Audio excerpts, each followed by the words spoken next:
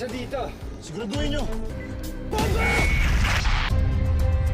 Sa pagmamasid ni Greg sa isang cafe ay napansin niyang may mga nagkakagulong tao sa gilid ng dagat, kaya lumapit ito at nagulat siya nang isa ng bangkay na palutang-lutang ang informant niya.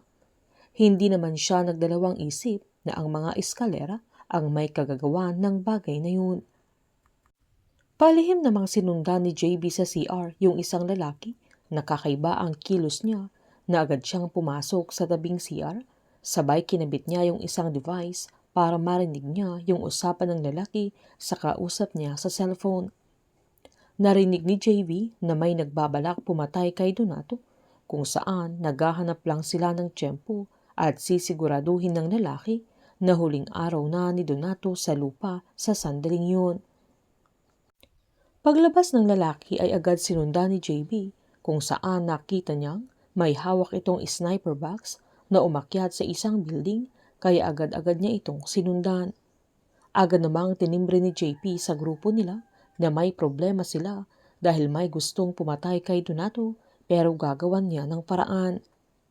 Sinabihan naman ni Greg na kailangan niyang maayos ang bagay na yun dahil kailangan nilang makuha ng buhay ang binata, dahil kapag namatay ito ay baliwala na ang ginagawa nila, na agad namang pinasigurado ni JB na maayos niya ang bagay na yun, kaya pinaalalahanan ni Greg na kailangan niyang mag-ingat at walang dapat makaalam.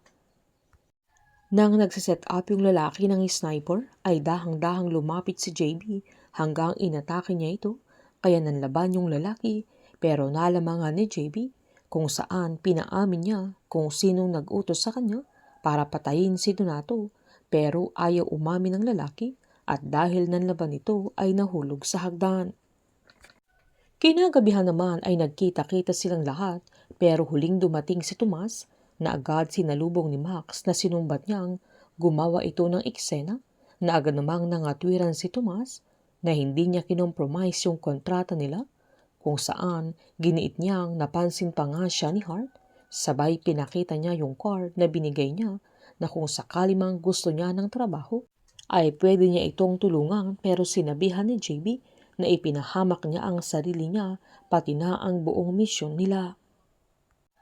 Dinepensahan naman ni Andres si Tomas na giniit niyang dinepensahan lang ng binata ang sarili niya, kaya sinita sila ni Greg. Sabay pinaalalahanan niya sila na wala na silang oras, lalo't patay na yung informant niya, na isa lang ang ibig sabihin na nakatunog na ang mga eskalera sa plano nila. Agad namang sinabihan ni JB na wala siyang nakuhang impormasyon kung sinong gustong pumatay kay Donato, kaya niliwanag naman ni Greg na kailangang bilisan na nila ang pagkilos at kailangan nilang masigurado na buhay si Donato. Habang sinaad ni Clover na sigurado siyang may kinalaman si Timur sa pagkidnap sa babae, na si Takako ang tinutukoy niya, kaya may threat na sa buhay ni Donato, na hindi naman nagpatinag ang binata, lalo't lagi namang may threat sa kanila. Tinanong naman ni Diamond kung papaano si Tomas, na isang turista na epal, na agad namang sinabihan ni Clover na baka isa siyang walang isip na dumayo doon. Sabay pinasigurado niyang patay na yun kinabukasan, pero pinatigil siya ni Donato habang pinagmasdan ni Hart ang binata, na wala silang kaalam-alam na si Hart na mismong pinsan ni Donato ang nagpapapatay sa kanya. Mapapahamak sila JB, Miguel at Andres dahil sila ang masasabugan sa bomba na tinanim ni Hart para kay Donato sa isang yate, nang alam nila ay andoon si Donato pero hindi pala sumakay sa yate, kaya nakaligtas siya sa plano ni Hart na pagpatay sa kanya. Painit ang mga tagpo, sabay-sabay po nating subaybayan ang advance episode ng Incognito dito lamang po sa aking channel. Patuloy lamang po manood at mag-subscribe para ma-update po kayo sa mga susunod na episode.